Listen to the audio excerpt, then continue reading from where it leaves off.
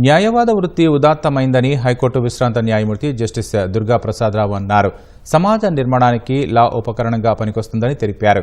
విజయవాడలో న్యాయ విద్యార్థుల కన్వెన్షన్ కార్యక్రమంలో ఆయన ముఖ్య అతిథిగా పాల్గొన్నారు.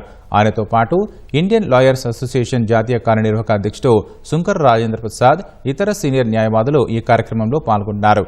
వివిధ వర్సిటీ కళాశాలల న్యాయ విద్యార్థులు హాజరయ్యారు.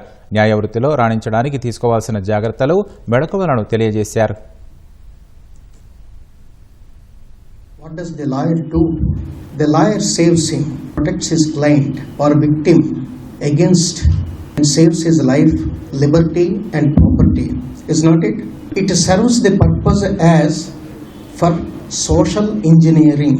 Here the construction of not a physical structure like a building or a bridge etc.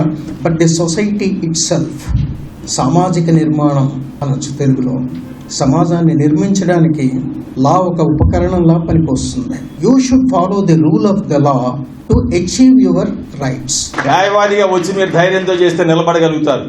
అది కాదు అనుకుని మీ పరిస్థితులు లేకపోతే అప్పుడు జడ్జికి వెళ్ళడానికి ప్రయత్నం చేయండి. అది కూడా కాకపోతే కార్పొరేట్ ఆఫీసులో ఉద్యోగాన్ని పోవటానికి చూడండి అని చెప్పేవాడు. చాలా మంది అనుకుంటారు మనం సంపద కూడబెట్టుకుంటామే మన జీవిత ధ్యేయం అనుకుంటే మాత్రం లాలోకి రావద్దు, మీరు న్యాయవాదులు అవ్వద్దు. ఏ సమాజం అయినా గుర్తిస్తుందా న్యాయవాదిని సంపదతోటి?